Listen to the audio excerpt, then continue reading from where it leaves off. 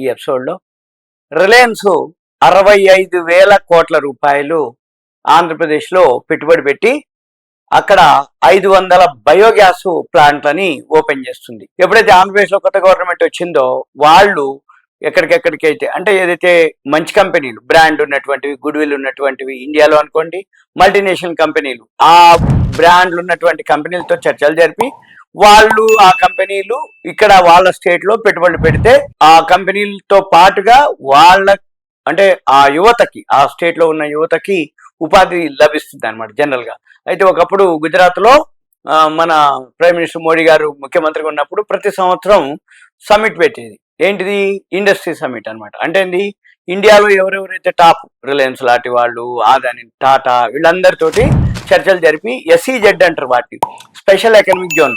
మీ industries ఏవైతే ఉన్నాయో మా స్టేట్లో పెట్టుబడి పెట్టి ఇండస్ట్రీని స్థాపించాలి.